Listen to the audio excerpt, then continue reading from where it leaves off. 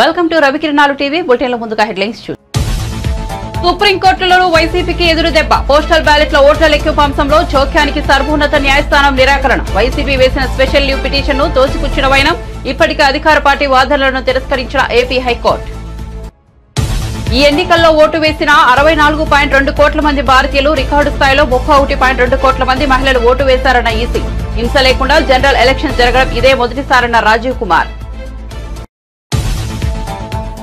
YCP శ్రేణులు సంబరాలకు సిద్ధంగా ఉండాలన్న సజ్జల. ఏపీలో రేపు ఓట్ల లెక్కింపు. చంద్రబాబు ఎక్కడా మాట్లాడడం లేదన్న సజ్జల. లోకేష్ దేశంలోనే ఉన్నాడా లేదా అంటూ వ్యాఖ్యలు. రేపు హైదరాబాద్ లో వైన్ షాపులు బంద్. 144 సెక్షన్. మంగళవారం లోక్సభ ఎన్నికల కౌంటింగ్. భాగ్యనగరంలో మూతపడుతున్న మద్యం దుకాణాలు. హైదరాబాద్ లో రేపు ఉదయం 6 గంటల నుంచి 144 సెక్షన్ అమలు. సిబిఐ కేసులోనూ కవిత జ్యుడిషియల్ రిమాండ్ పొడిగింపు. సిబిఐ కేసులో జూన్ 7వ తేదీ వరకు కవిత రిమాండ్ పొడిగింపు. మద్యం పాలసీ కేసులో అదో రోజున ఛార్జిషీట్లు దాఖలు చేయనున్న సిబిఐ. పోటాపోటీ ఉన్న నియోజకవర్గాల్లో నిర్లక్ష్యం వద్దని రేవంత్ రెడ్డి కీలక సూచనలు. అభ్యర్థులు, ఇన్ఛార్జీలు, మంత్రులు, ఏఐసీసీ సెక్రటరీలతో జూమ్ మీటింగ్. కౌంటింగ్ సమయంలో అభ్యర్థులు అప్రమత్తంగా ఉండాలని సూచన. ప్రతి ఒక్కరి దగ్గర 17 లిస్టు ఉండేలా చూసుకోవాలన్న పీసీసీ చీఫ్. రాష్ట్రంలో రేపు తేలనున్న అభ్యర్థుల భవితవ్యం. ఓట్ల లెక్కింపునకు సర్వం సిద్ధం చేశామన్న సీఈఓ ముఖేష్ కుమార్ మీనా. 5-6 గంటల్లోనే తొలి ఫలితాలు వచ్చేస్తాయని వెల్లడి. పిన్నెల్లి రామకృష్ణారెడ్డిపై సుప్రీంకోర్టు ఆంక్షలు. Palvai gate TDP polling agent Seshagirirao సుప్రీంలో పిటిషన్. విచారణ చేపట్టిన న్యాయస్థానం పిన్నెల్లి కౌంటింగ్ కేంద్రంలోకి వెళ్లకూడదని ఆదేశాలు. ఇక వార్త వివరాల్లోకి వెళ్తే, దేశంలో 7 దశల్లో సార్వత్రిక ఎన్నికల పోలింగ్ విజయవంతంగా నిర్వహించామని సీఈసీ రాజీవ్ కుమార్ తెలిపారు. ఈ ఎన్నికల్లో 64.2 కోట్ల మంది భారతీయులు ఓటు వేయడం ప్రపంచ రికార్డు అని చెప్పారు. దీంతో భారత్ చరిత్ర సృష్టించిందని పేర్కొన్నారు. ఇదే G7 దేశాలైన America, Britain, France, Germany, Japan, Canada, Italy జనాభా కంటే 1.5 రెట్లు అధికమని తెలిపారు. ప్రపంచంలోనే అత్యధికంగా మన దేశంలో 31.2 కోట్ల మంది మహిళలు ఓటు వేశారని రాజీవ్ కుమార్ వివరించారు. ఇక 2024 లోక్సభ ఎన్నికల్లో కేవలం 39 చోట్ల మాత్రమే రీపోలింగ్ జరిగిందని చెప్పారు. అయితే 2019లో 540 చోట్ల రీపోలింగ్ జరిగిందని ఈ సందర్భంగా గుర్తు చేశారు. గత 4 దశాబ్దాల్లో ఎన్నడూ లేని స్థాయిలో లోక్సభ ఎన్నికల్లో జమ్మూ కాశ్మీర్లో అధిక స్థాయిలో ఓటర్లు ఓటు వేసినట్టు సీఈసీ తెలిపారు. హింస లేకుండా జనరల్ ఎలక్షన్స్ జరగడం ఇదే మొదటిసారని అన్నారు. దీని వెనుక 2 ఏళ్ల ప్రణాళిక ఉన్నట్లు ఆయన పేర్కొన్నారు. There are 312 million proud women voters. This is also the highest ever in the world. We must celebrate, and we want to give them a standing ovation to all our voters by this. I would ask all of you to join and hand. These are all our voters. So we thank you all. We salute all our voters, all our women voters who have really come and voted in this election. We have created a world record of 642 million proud Indian voters. This is a historic moment for all of us, for the nation as a whole. 642 ever anywhere in the world in any of the electoral exercise. That's what is the number of voters. And this is just to give you some small statistics. This is 1.5 times of the voters of all G7 countries. US, UK, France, Germany, Italy, Japan, Canada, all put together. We are comparing voters, not electors. And it is 2.5 times of the voters of 27 countries in the EU. That has been the incredible power of the voters of India. Let's see what happened next. There are 312 million proud women voters. This is also the highest ever in the world. It is larger than the 2019 elections, both the total and the women voters. So this, we feel, is the moment that we must cherish, we must celebrate, and we want to give them a standing ovation to all our voters by this. I would ask all of you to join and hand. These are all our voters. So we thank you all. We salute all our voters, all our women voters who have really come and voted in this election, including all of you. June 4 సార్వత్రిక ఎన్నికల ఓట్ల లెక్కింపు కోసం సర్వం సిద్ధమైందని AP ఎన్నికల ప్రధానాధికారి ముఖేష్ కుమార్ మీనా వెల్లడించారు. Counting నేపథ్యంలో రాష్ట్ర వ్యాప్తంగా పటిష్టమైన ఏర్పాటు చేసినట్లు తెలిపారు. రేపు ఉదయం 8 గంటలకు ఓట్ల లెక్కింపు ప్రక్రియ మొదలవుతుందని చెప్పారు. మొదట పోస్టల్ బ్యాలెట్ల ఓట్ల లెక్కింపు చేపడతారని, ఆ తర్వాత 8:30 నుంచి ఈవీఎంలో నిక్షిప్తమైన ఓటర్లు లెక్కిస్తారని మీనా వివరించారు. మొదట నర్సాపురం, కొవ్వూరు అసెంబ్లీ నియోజకవర్గాల ఫలితాలు వెలువడుతున్నాయని తెలిపారు. ఈ 2 నియోజకవర్గాల ఓట్ల లెక్కింపు 13 రోజుల్లోనే పూర్తవుతుందని చెప్పారు. అటు చంద్రగిరి, రంపచోడవరం అసెంబ్లీ నియోజకవర్గాల ఫలితాలు అన్నిటికంటే ఆఖరున వెలువడతాయని, ఈ 2 నియోజకవర్గాలకు సంబంధించి 29 రౌండ్ల పాటు ఓటర్లను లెక్కిస్తుండడమే అందుకు కారణమని ముఖేష్ కుమార్ మీనా వివరించారు. దాదాపు అన్ని నియోజకవర్గాల తొలి ఫలితాలు రేపు రాత్రి 8 గంటల నుంచి 9 గంటల మధ్య వెలువడతాయని తెలిపారు. ఏపీలో 175 అసెంబ్లీ నియోజకవర్గాలకు 2387 మంది అభ్యర్థులు పోటీ చేయగా 25 లోక్సభ స్థానాలకు 454 మంది అభ్యర్థులు పోటీ చేశారని వెల్లడించారు. పీడబ్ల్యూడీ కేటగిరీ కింద ఫెసిలిటేషన్ సెంటర్లో మనకు చేసిన voters 4.61 lakh. This includes essential voters కూడా, ఇసెన్షియల్ సర్వీసెస్లో ఉన్న ఓటర్స్ కూడా దాంట్లో ఉన్నారు. ఇంతకుముందు సెపరేట్ ఇచ్చాము మనము, కానీ ఇప్పుడు కలిపి 4.61 crores ఇంక్లూడింగ్ ఫెసిలిటేషన్ సెంటర్లో చేసింది, తర్వాత ఇసెన్షియల్ సర్వీసెస్లో చేసిన ఓటింగ్ 2 కలిపి ఉన్నాయి. మనకు 67,000 సర్వీస్ ఓటర్స్ ఉన్నారు. నిన్నటి వరకు 26,721 వాళ్ళ ఓట్స్ బై పోస్ట్, బికాజ్ ఇవన్నీ బై పోస్ట్ వస్తాయి కాబట్టి బై పోస్ట్ మనకు వచ్చినాయి. ఇంకా రేపు మార్నింగ్ 8 వరకు, 8కు మనకు కౌంటింగ్ స్టార్ట్ అవుతుంది. సో 8 వరకు any postal ballot which comes to us will be counted in the counting procedure tomorrow. దీని కౌంటింగ్కి సంబంధించి ఏర్పాట్లు నేను స్వయంగా కూడా ఆల్మోస్ట్ 10 డిస్ట్రిక్ట్స్లో పర్సనల్గా వెళ్ళి చూడడం జరిగింది. Counting centre arrangement, security arrangements review చేశాము. నిన్న మార్నింగ్ చేసిన వీసీ ప్రకారం all the districts now are ready for counting in all aspects. అక్కడ లాజిస్టిక్ ఆస్పెక్ట్లో, సెక్యూరిటీ ఆస్పెక్ట్లో, అరేంజ్మెంట్ ఆస్పెక్ట్లో అన్నిట్లో మేము రెడీగా ఉన్నాము. ఈరోజు మళ్ళీ 4 o'clock ఎలక్షన్ కమిషన్ మళ్ళీ దీనికి సంబంధించి ప్రిపేర్డ్నెస్ సంబంధించి, తర్వాత సెక్యూరిటీ సంబంధించి మళ్ళీ ఇంకొక వీసీ వాళ్ళు పెడుతున్నారు. So with that you can understand how serious election commission is regarding the arrangements for counting.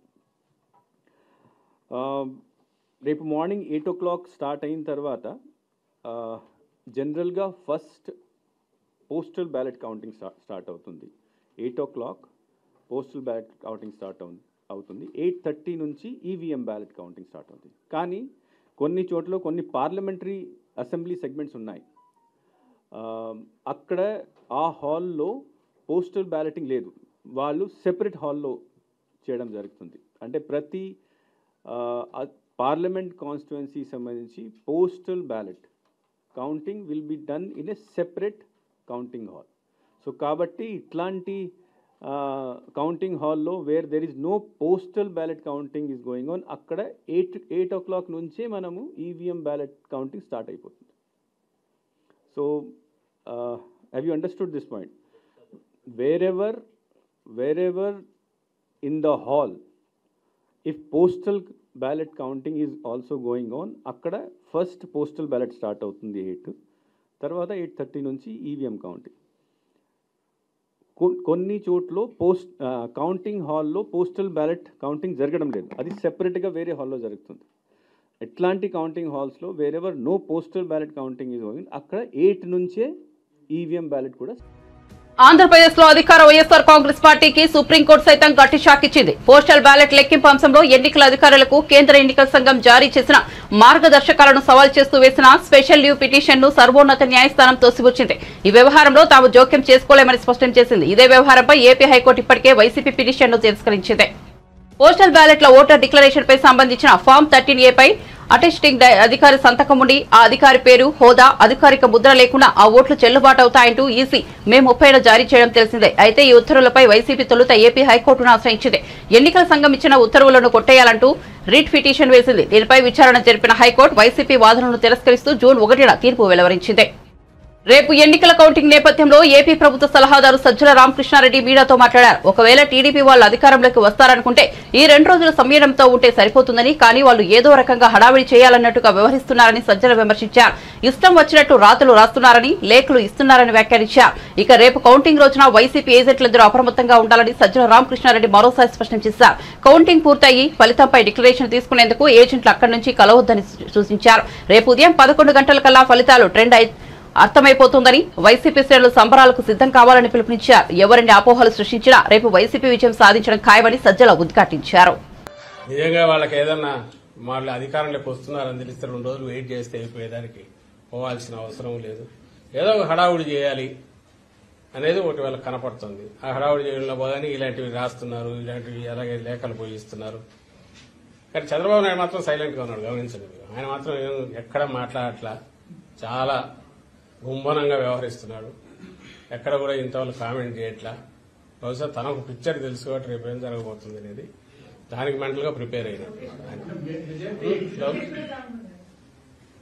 Okay, ఆయన అసలు ఉన్నట్లేడు, దేశంలో ఉన్నట్లేడు నాకు తెలిసి. ఈరోజు బ్యాక్ వచ్చాడా? ఇన్నాళ్ళైతే దేశంలో లేడు. స్టేట్ లో 21 ఎంపీ సీట్లు కొట్టేయబోతున్నామని చెప్పని అరుణ్ సింగ్ బీజేపీ లీడర్ కూడా నిన్న చంద్రబాబు ఏ కాన్ఫిడెంట్ తో వాళ్ళ విధంగా మాట్లాడుతున్నారు. అంతే కదా, 2 నుంచి మాకు 4 ఇస్తే 21 వాళ్ళకే కదా. నిన్న ఆ survey India today my axis survey జరిగింది కదా, దాంట్లో నిన్న అసెంబ్లీ చెప్పినట్టున్నారు వాళ్ళకి చేసి. అది నిన్న కూడా అన్నా కదా, మాకు 2 చాలా జనరస్ గా 2 నుంచి 4 ఇచ్చాడు. పాపం ఆయన బీజేడీ వాళ్ళకైతే 0 పెట్టేట్టున్నాడు. అలాగే కానీ అవి మీరు చూడండి, 2 నుంచి 4 అంటే మళ్ళీ అసెంబ్లీకి వచ్చేసరికి కొంచెం జనరస్ ఇంకొంచెం మరింత ఇదిపోయారు. కానీ అసెంబ్లీ లెక్కలే మీరు చూస్తే మై యాక్సిస్ అనే దాంట్లో మరి జనసేనకు ఎవరో నాకు మార్నింగ్ గుర్తు చేశారు, 7% ఓట్ షేర్ ఇచ్చాడు. జనసేన పోటీ చేసింది 21 సీట్లలో. 21 సీట్లలో 7% ఆఫ్ టోటల్ పోల్డ్ ఓట్స్ అంటే వాళ్ళకు ఆ 21 సీట్లలో 61% వాళ్ళకు పోల్ అయిండాలి. అంటే 21 సీట్లలో 61% పోల్ అయితే అది టోటల్ ఓట్స్ లో 7% అవుతుంది. అది ఏమన్నా అది లెక్కేనా? అంటే వారికి ఏ లెక్కలు వేసుకుని కలపాలను చూస్తే ఎట్లా చేసినా కుదరట్లేదు అనుకుంటా. ఆ 400 400 20 అని ఎందుకని తెలియదు కానీ 400 దగ్గర అయినారు. అక్కడికి పోవడం కోసం స్ట్రెచ్ చేసిన దాంట్లో మన ఏపీలోనే చూస్తే వైఎస్ఆర్ కాంగ్రెస్ పార్టీకి 44% ఓట్ షేర్ ఇచ్చాడు. సీట్లు ఎన్ని ఇచ్చాడా? 55 నుంచి 77 ఇచ్చాడు. 42% వచ్చినోడికి ఎన్ని ఇచ్చినాడు? టీడీపీకి నాకు గుర్తుండి 78 నుంచి 96 ఏమో ఇచ్చినట్టున్నాడు. సో జనసేనకైతే ఈ సీట్లో వాళ్ళకి 61% వస్తాయి, 7% టోటల్ వస్తాయి. అంటే ఏమైనా లెక్కలు కుదిరేవైనా కుదురుతుందా? దానికి ఏమన్నా ఒకందుకు థ్యాంక్స్ చెప్పాల్సింది ఏంటంటే వాళ్ళ ఆ ఫిగర్స్ ఇచ్చిన చూసి జనం నవ్వుకునేట్టున్నాయి కాబట్టి పెద్ద దాని మీద అంత మాట్లాడాల్సిన అవసరం లేదు. దాని రేపు లోక్సభ ఎన్నికల ఓట్ల లెక్కింపు నేపథ్యంలో టీపీసీసీ అధ్యక్షుడు సీఎం రేవంత్ రెడ్డి పార్టీ అభ్యర్థులు, ఇన్ఛార్జీలు, మంత్రులు, ఏఐసీసీ సెక్రటరీలతో జూమ్ మీటింగ్ నిర్వహించారు. ఈ సందర్భంగా వారికి పలు సూచనలు చేశారు. పోటాపోటీ ఉన్న నియోజకవర్గాల్లో ఎట్టి పరిస్థితుల్లోనూ నిర్లక్ష్యం ఉండవద్దన్నారు. కౌంటింగ్ సమయంలో అభ్యర్థులు అప్రమత్తంగా ఉండాలని సూచించారు. పోస్టల్ బ్యాలెట్ల లెక్కింపు తర్వాతే ఈవీఎంల లెక్కింపు అవుతుందని అందరూ గుర్తుంచుకోవాలన్నారు. ప్రతి అసెంబ్లీ నియోజకవర్గం నుంచి చిత్తశుద్ది, నిబద్దత ఉన్న వారిని మాత్రమే ఏజెంట్లుగా పంపించాలని, సీనియర్ నాయకులను కూడా కౌంటింగ్ సెంటర్లకు తీసుకెళ్లేలా చూడాలన్నారు. కౌంటింగ్ సమయంలో ప్రతి రౌండ్లోనూ జాగ్రత్తగా ఉండాలని తెలిపారు. ప్రతి ఒక్కరి దగ్గర 17C లిస్టు ఉండేలా చూసుకోవాలన్నారు. ఈవీఎం ఓట్లకు 17C లిస్టు ఓట్లకు తేడా వస్తే వెంటనే ఎన్నికల అధికారులకు ఫిర్యాదు చేయాలన్నారు. అభ్యర్థులందరికీ వీటన్నిటిపై అవగాహన ఉండాలన్నారు. మాచర్ల ఎమ్మెల్యే వైసీపీ నేత పిన్నెల్లి రామకృష్ణారెడ్డిపై సుప్రీంకోర్టు ఆంక్షలు విధించింది. ఆయన కౌంటింగ్ కేంద్రంలోకి వెళ్లకూడదని ఆదేశాలు జారీ చేసింది. ఇటీవల Palvai gate TDP polling agent Namburi Seshagirirao దాఖలు చేసిన పిటిషన్లపై దేశ అత్యున్నత న్యాయస్థానం విచారణ చేపట్టింది. పిన్నెల్లి అరెస్టుకు హైకోర్టు కల్పించిన వెసులుబాటును ఎత్తివేయాలని శేషగిరిరావు తన పిటిషన్లో పేర్కొన్నారు. పోలింగ్ కేంద్రంలో ఈవీఎంల ధ్వంసం సహా హత్యాయత్నం చేశారని తెలిపారు. కాగా హైకోర్టు పిన్నెల్లిని అరెస్టు చేయవద్దంటూ ఆదేశాలు ఇచ్చిన విషయం తెలిసిందే. అయితే హైకోర్టు తీర్పును సవాల్ చేస్తూ టీడీపీ ఏజెంట్ నంబూరి శేషగిరిరావు సుప్రీంకోర్టును ఆశ్రయించారు. పిన్నెల్లి నుంచి ప్రాణహాని ఉందని పిటిషన్ వేశారు. దీనిపై విచారణ చేపట్టిన Supreme Court Pinnelli Ramakrishnareddy counting centre కు వెళ్లకూడదని ఆదేశాలు జారీ చేసింది. పిన్నెల్లిని అరెస్ట్ చేయకుండా ముందస్తు ఉపశమనం కలిగించి ఏపీ హైకోర్టు తప్పు చేసిందని, ఇలా చేయడం న్యాయాన్ని అపహాస్యం చేయడమని అభిప్రాయపడింది. అలాగే పిన్నెల్లి కేసును ఈ నెల 6వ తేదీన విచారించి పరిష్కరించాలని సూచించింది. మంగళవారం పార్లమెంట్ ఎన్నికల ఓట్ల లెక్కింపు జరగనున్న నేపథ్యంలో భాగ్యనగరంలో వైన్ షాపులు మూతపడనున్నాయి. అలాగే ఎలాంటి అవాంఛనీయ ఘటనలు చోటు చేసుకోకుండా ముందు జాగ్రత్త చర్యగా రేపు ఉదయం 6 గంటల నుంచి 144 సెక్షన్ అమల్లో ఉంటుందని పోలీసులు వెల్లడించారు. 5గురికి మించి ఒకచోట గుమికూడదని ఆంక్షలు ఉంటాయన్నారు. మద్యం దుకాణాలు పూర్తిగా మూసివేయాలని, ఎవరైనా అక్రమంగా మద్యం నిల్వ చేసి అమ్మితే కఠిన చర్యలు ఉంటాయని పోలీసులు హెచ్చరించారు. కాగా తెలంగాణలో గత నెల 13వ తారీఖున లోక్సభ ఎన్నికలతో పాటు కంటోన్మెంట్ అసెంబ్లీ స్థానానికి ఉప ఎన్నిక జరిగిన విషయం తెలిసిందే. మంగళవారం ఓట్ల లెక్కింపునకు అధికారులు ఇప్పటికే అన్ని ఏర్పాట్లు చేశారు. దీనిలో భాగంగా మల్కాజ్గిరి, చేవెళ్ల, హైదరాబాద్, సికింద్రాబాద్ నియోజకవర్గాల పరిధిలో మొత్తం 19 కౌంటింగ్ కేంద్రాలను ఏర్పాటు చేయడం జరిగింది. ఢిల్లీ మద్యం పాలసీ కేసులో బీఆర్ఎస్ ఎమ్మెల్సీ కవిత జ్యుడిషియల్ రిమాండ్ను రౌస్ అవెన్యూ కోర్టు జూన్ 7వ తేదీ వరకు పొడిగించింది. అంతకుముందు ఈడీ కేసులో కవిత కస్టడీని వచ్చే నెల 3 వరకు పొడిగించిన న్యాయస్థానం ఆ తర్వాత సీబీఐ కేసులను ఈ శుక్రవారం వరకు పొడిగించింది. మద్యం పాలసీ కేసులో సీబీఐ జూన్ 7న కోర్టులో ఛార్జిషీట్లు దాఖలు చేయనుంది. మద్యం కేసులో కవిత పాత్రపై ఈడీ ఇటీవల సప్లిమెంటరీ ఛార్జిషీట్ దాఖలు చేసింది. దీనిని కోర్టు పరిగణలోనికి తీసుకుంది. అనంతపురం జిల్లా వ్యాప్తంగా పలు ప్రాంతాల్లో జోరుగా వర్షాలు కురిశాయి. నగరంలో రాత్రి దాదాపు 3 నుంచి 4 గంటల పాటు ఏకధాటిగా వర్షం కురిసింది. దీంతో లోతట్టు ప్రాంతాలు జలమయమయ్యాయి. బస్టాండ్ పరిసర ప్రాంతం స్విమ్మింగ్ పూల్ ను తలపించింది. బెలుగొప్ప మండలంలో 84.2 అధిక శాతం నమోదైంది. రాత్రి కురిసిన భారీ వర్షానికి వాగులు పొంగి పొల్లుతున్నాయి. బూదబావు వంక వర్షపు నీటితో ఉధృతంగా ప్రవహిస్తోంది. రాయదుర్గం నియోజకవర్గంలో ఆదివారం రాత్రి భారీగా వర్షం కురిసింది. వాగులు, వంకలు వరద నీటితో పొంగి ప్రవహిస్తున్నాయి. వేదవతి హగరికి జలకళ సంతరించుకుంది.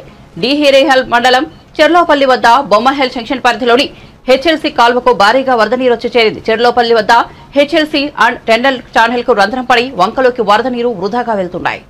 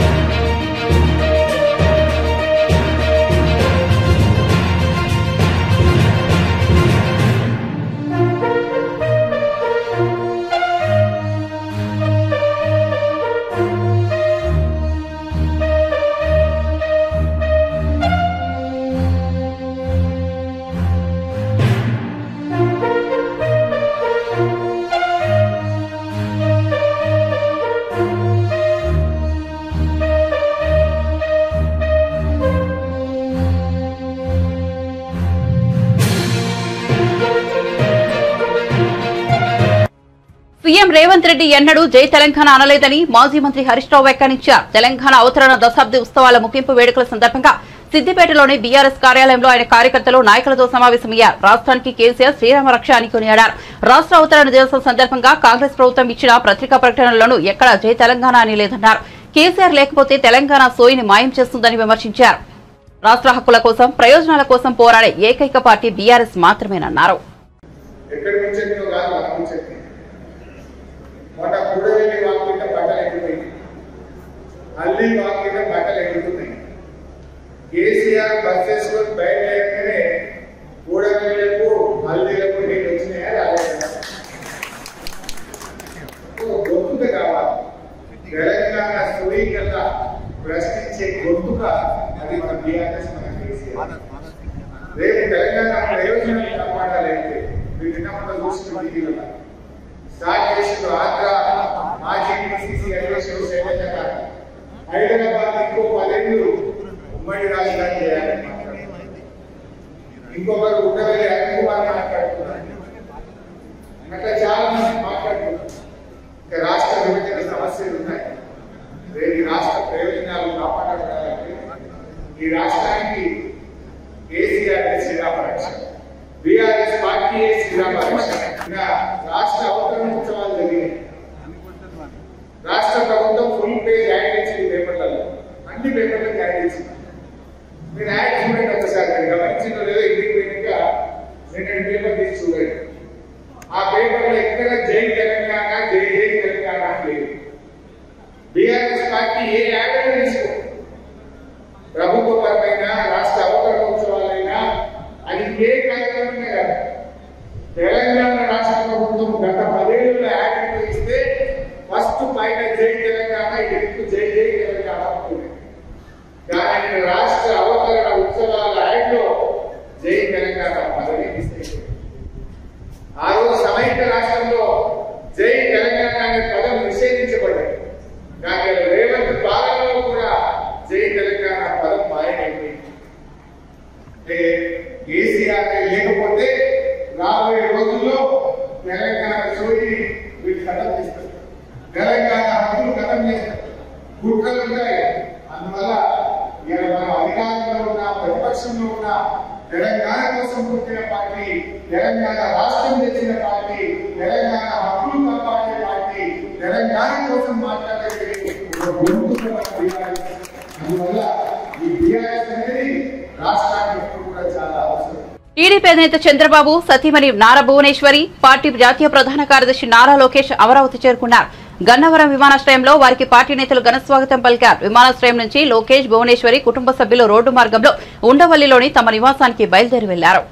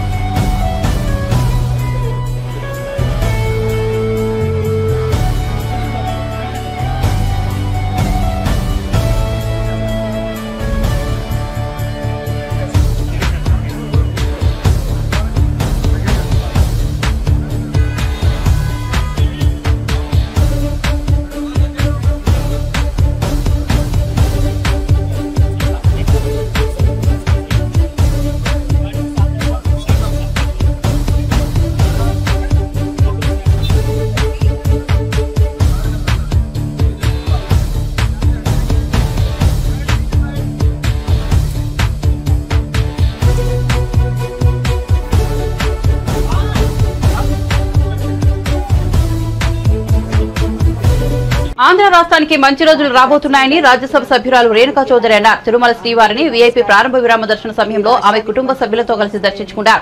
దర్శనానంతరం ఆలయం వెలుపల ఆమె మీడియాతో మాట్లాడారు. దేశ ప్రగతికి కాంగ్రెస్ పార్టీ కృషి చేస్తోందని రేణుకా చౌదరి చెప్పారు.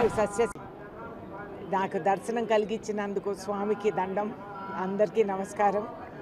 ఈ రాష్ట్రానికి మంచి రోజులు వస్తాయని కోరుతూ ఈ దేశానికి శాంతియుతంగా మంచి సస్యశ్యామలంగా రైతులకు పంటలు పండి ఆరోగ్య ఐశ్వర్య ధైర్య స్థైర్య అన్ని విధాలుగా దీవిస్తారని ఆయనకు మొక్కుకుంటూ ఇక్కడ నేను రావటం జరిగింది. నా అదృష్టానికి చాలా మంచి దర్శనం కూడా జరిగింది.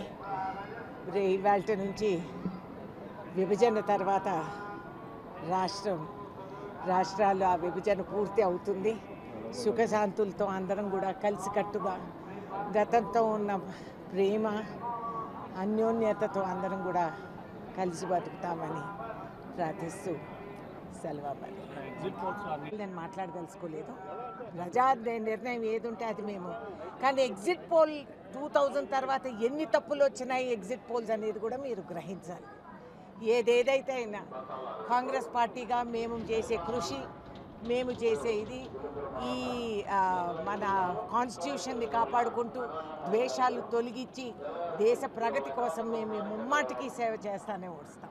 ఏపీలో చాలా మంచి రోజులు వస్తున్నాయండి. రాష్ట్రానికి పట్టిన ఆ దరిద్రం అంతా కూడా తొలగిస్తారు భగవంతులని నేను అనుకుంటున్నాను.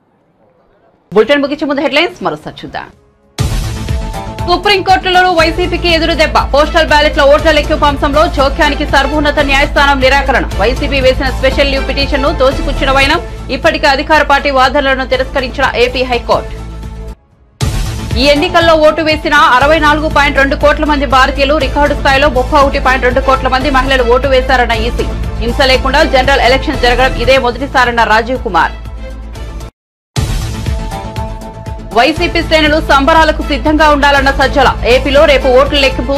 చంద్రబాబు ఎక్కడా మాట్లాడడం లేదన్న సజ్జల. లోకేష్ దేశంలోనే ఉన్నాడా లేదా అంటూ వ్యాఖ్యలు.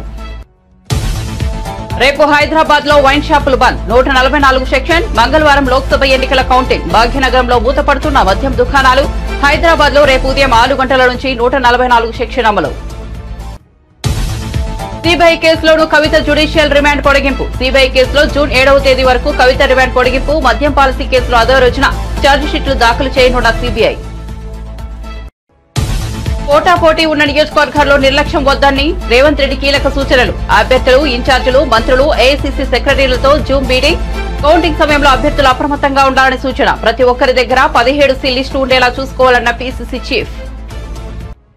రాష్ట్రంలో రేపు తేలనున్న అభ్యర్థుల భవితవ్యం. ఓట్ల లెక్కింపునకు సర్వం సిద్ధం చేశామన్న సీఈఓ ముఖేష్ కుమార్ మీనా.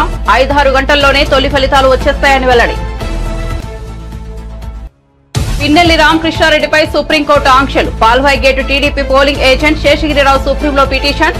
విచారణ చేపట్టిన న్యాయస్థానం పిన్నెల్లి కౌంటింగ్ కేంద్రంలోకి వెళ్లకూడదని ఆదేశాలు. మరిన్ని అప్డేట్స్ కోసం చూస్తూనే ఉండండి రవికిరణాలు టీవీ.